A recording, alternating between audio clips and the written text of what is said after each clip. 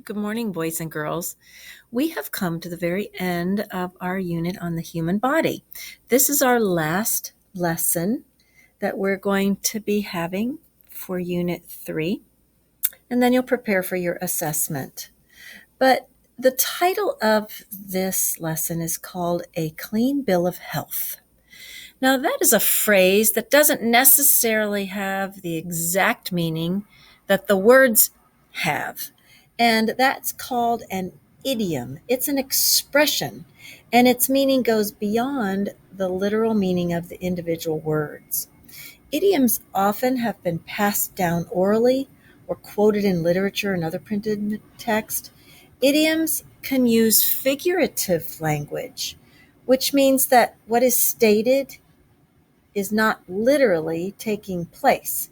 It's important for everybody to understand the difference between something that is literal, it's actually taking place, and times when our words have implied or figurative meanings. Idioms have figurative meanings, which means we're not really taking each word exactly what it means. Take, for example, a clean bill of health. What do you think the word bill means in this idiom? Well, the word bill the way it's being used here is not like a bill that your parents might have to pay at a restaurant or for a doctor's visit. The way bill is used here means it's an official document or a certificate that is provided by a medical doctor.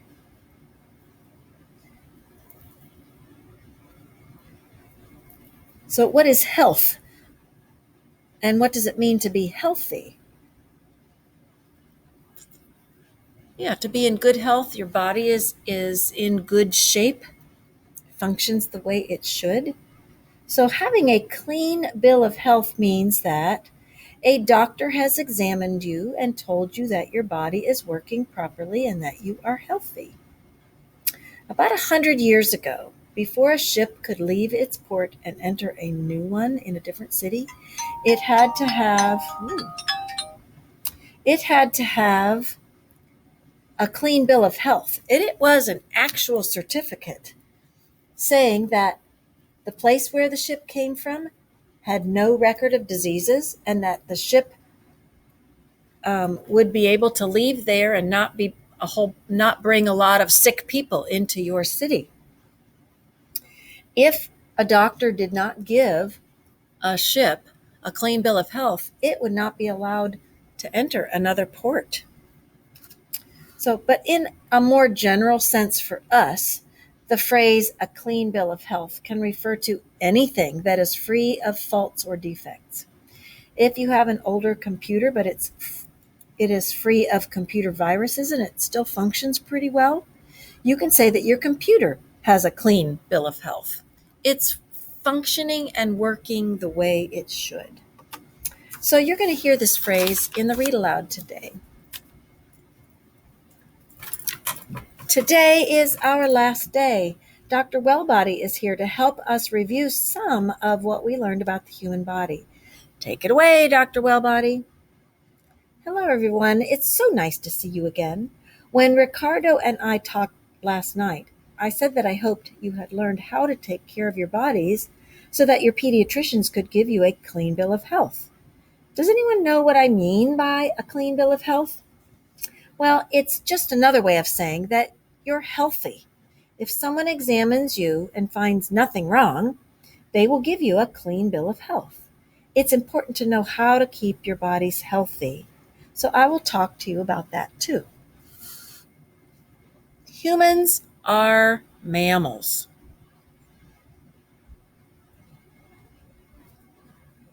What do you know about mammals? Well, all mammals are warm-blooded animals that grow hair, produce milk for their young, have brains and backbones. You have brains and backbones, so you are also vertebrates. All mammals are vertebrates. But are all mammals alike? Cats and dogs, foxes and sheep, whales and seals? What makes you different from all of them? Well, that's a question I'd like you to think about as we review some of what we know about humans.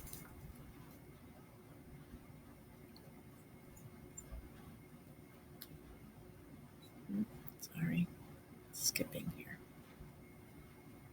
All right. Humans have cells, tiny microscopic units that are the building blocks of their bodies.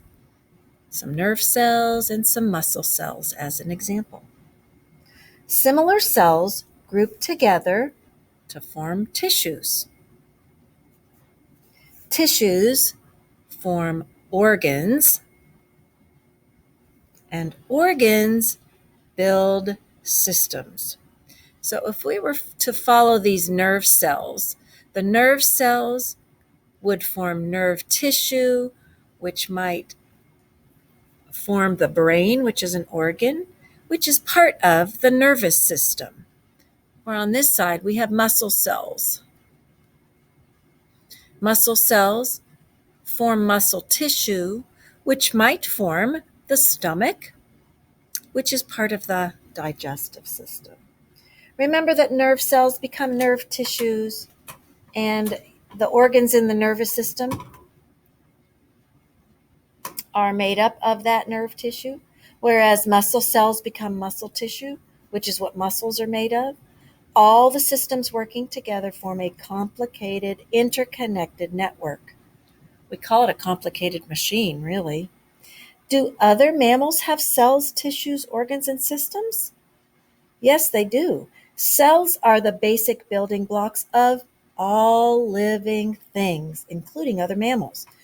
Plants, too, though.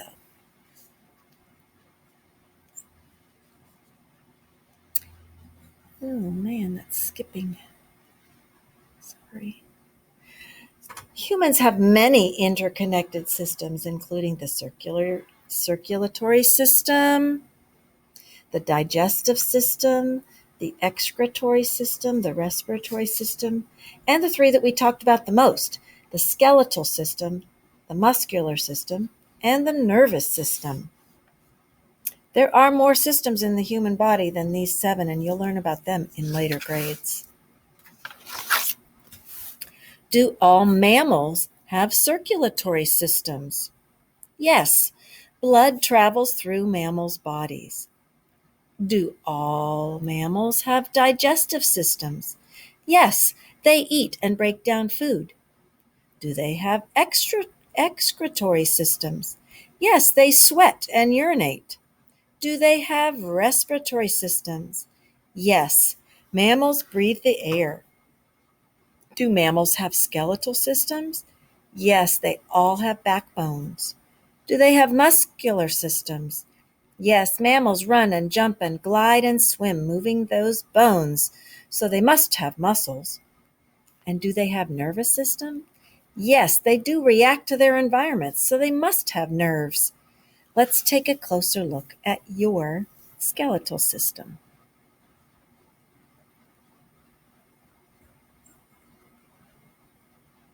Your skeletal system is made up of axial bones and appendicular bones, working together to give your body a sturdy framework for all of the other systems. Your vertebrae are stacked in a column, forming your spine. Together with your protective skull and rib cage, these are your axial bones running down the center or axis of your body. Your legs and arms are attached to your appendicular bones, the shoulder blades, and the pelvis. Can anybody remember what we call the point where two bones meet? Yes, it's called a joint. Some joints move, others don't, and some move just a little bit. And what's the name of the connective tissues that wraps around your joints to hold your bones in place? They are ligaments. What can you do to give your skeletal system a clean bill of health? Well, what you eat is important. Your diet. Make sure that you eat enough foods with calcium to grow strong bones. Milk, broccoli, and dark leafy greens are good choices for calcium. Posture is also important. Make sure that you sit and stand up straight. Keep your back safe by bending your knees when you lift something heavy.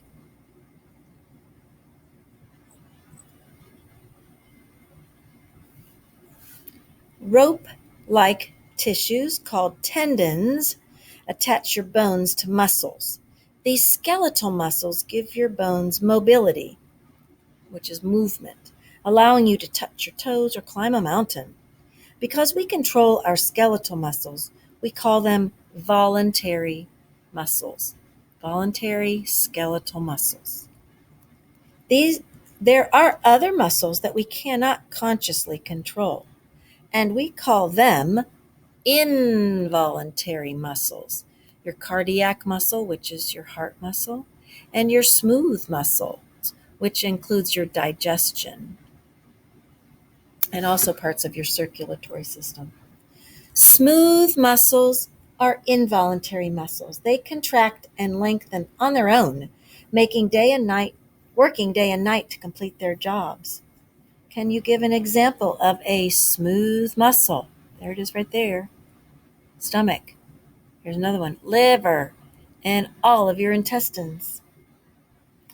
A third type of muscle is also involuntary. This is your body's most important type of muscle.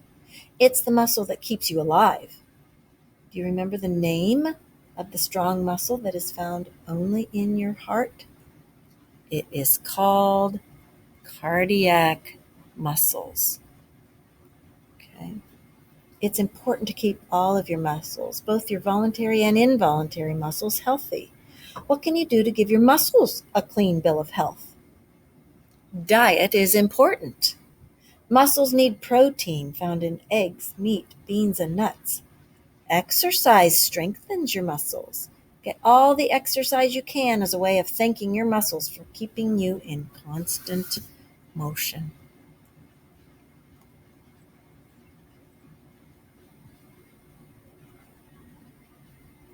Your nervous system is your body's command system, communicating with the rest of the body systems, telling them what to do. It works closely with your skeletal and muscular systems. Your skeletal muscles move your skeletal bones, but your muscles get their commands from messages sent by the nervous system. A network of nerves links your brain and spinal cord to muscles and sensory organs all over your body. Nerves collect messages from your brain, from your senses, and from other places inside your body. Many messages can be sent at the same time, as electrical impulses dash around your body in split-second relays. Your nervous system, with your brain acting as its main commander, controls everything that you do. Your nervous system is like an electrical system. Electrical wiring, whether in your house or in your body, can be shorted out if something goes wrong. So, how can you prevent that? How can you give your nervous cells a clean bill of health? It's no surprise that diet and exercise are just as important to your nervous system as they are to your other systems. Vitamins and minerals from healthy foods like fresh fruits and vegetables and proteins from different foods are all important. Drinking lots of water helps too. Stay away from eating extra salty food and from anything that's filled with too much sugar, such as soda. Apples and oranges are great substitutes. Be sure to get outside every day to play. And be sure to get plenty of sleep. Your bodies are working very hard as they grow, and they need plenty of nourishment or food, and they need plenty of rest to grow. Some of your best growing happens while you're sleeping. All we have left to review are your sensory organs, which include parts of your eyes and ears. Without these sensory organs, you could not hear me reading aloud, and you'd not be able to see the images I'm showing you. In order to see, you need light. Your eyes see objects by seeing the light that bounces off those objects. Light passes through the cornea, the outer covering your eye. Light rays are bent by the cornea before they pass through the pupil, the black dot at the center of your eye, to the lens, and on to the retina at the back of your eye. A short optic nerve attached to the eyeball sends impulses to the brain where the image is interpreted and you see it. So you actually are seeing in your brain. What can you do to give your eyes a clean bill of health? Well, your eyes already come with some built-in protection. Eyelids, eyebrows, eyelashes help keep the dust and sweat away. Two deep sockets in your skull protect your eyeballs. But there are other things that you can do to prevent injury to your eyes. Never look directly at the sun. Avoid really bright lights and smoky spaces. Give your eyes a rest, never sitting for too long in front of a computer or a television screen. Wear safety goggles to protect your eyes from damaging chemicals in pool or chemicals in a science lab. And wear sunglasses to protect from the glare of sunlight shining off things such as polished surfaces or snow. Your eyes and ears often work together to make sense of your world. Your ears include the outer ear, those flaps we see on the outside of your head, and two other sections, the middle ear and the inner ear, both hidden inside your head. Your outer ear catches sound waves from the air and directs them through your ear canal to your eardrum. The eardrum vibrates and begins to move the bones of the middle ear. The hammer, anvil, and stirrup set off vibrations in the inner ear, causing the tiny hairs of the cochlea, a snail-shaped bony tube, to move. These hair cells produce nerve impulses, sending them along your auditory nerve to your brain. Your brain sorts everything out and you miraculously hear sound. Your ears are delicate organs as well, so how can you give them a clean bill of health? Most important, keep the noise volume down. Ears can be damaged when sounds are too loud. Although it's important to keep your ears clean, you must never stick anything in them. Objects might get stuck or otherwise cause damage to the eardrum. Well, that brings us to the end of our time together. We've had a lot of fun, and I hope you have too. We hope you've also learned a few things along the way. So here's one last riddle before you leave. I'm probably the most important 3 pounds in your body. I help you think and reason. I control your movements as well as all your senses. I am the one organ that makes humans more advanced than other mammals. What am I? That's right. It's your brain. And you know what? With everything that you've learned, you now have a fat brain. That's a really good thing. Remember to eat a balanced diet and exercise every day. Dr. Wellbody and I wish you a clean bill of health at your next checkup. Bye-bye for now. All right, let's go over some questions that you might see or hear on an assessment later. What are some of the things that you can do to give your body a clean bill of health? Eat a healthy, balanced diet and find exercise every day. What are some facts that you learned about the skeletal system? What are some facts you learned about the muscular system? Can you give examples of voluntary and involuntary muscles? Remember, in is going to mean not, so voluntary and not voluntary. You just need to remember that you have control over voluntary muscles, and you really don't have any control over involuntary muscles. Your cardiac muscle is an involuntary muscle, and it's a good thing it is because we could not think 24 hours a day, 7 days a week about making sure that our heart pumped blood around our body. That just needs to happen automatically. It's involuntary. What are some facts that you learned about your nervous system? Can you compare a nervous system to the electrical wiring in your house? Like, can you say how the nervous system and electrical wiring in a house is the same? Well, just like electricity runs through the entire house, the nervous system, electrical signals run through the entire interconnected structure of the body, and it sends messages and helps your body function. Explain why cells are the building blocks of life. Well, cells are building blocks because they are tiny, but they group together to form larger structures, such as tissues and organs. Describe the different types of cells and what they form. Nerve cells form nerve tissue, which makes up organs in the nervous system. Muscle cells form muscle tissue, which make up the muscles. And you know those 3 types of muscles. What have you learned about how the eyes and ears work?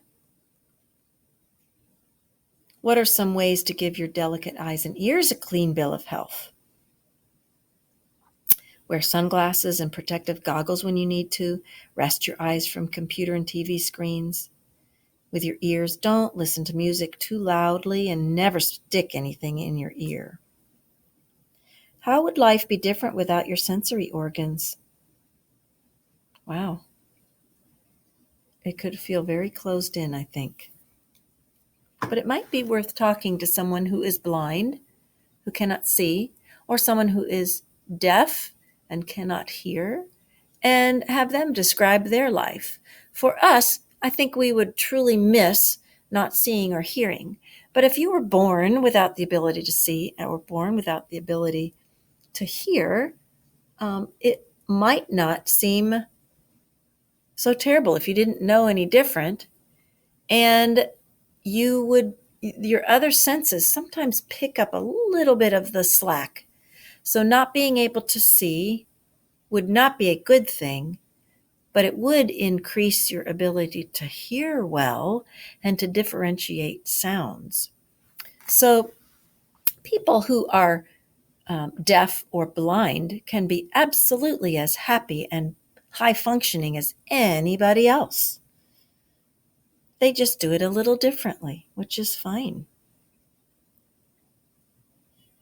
What do you think makes humans different from other mammals?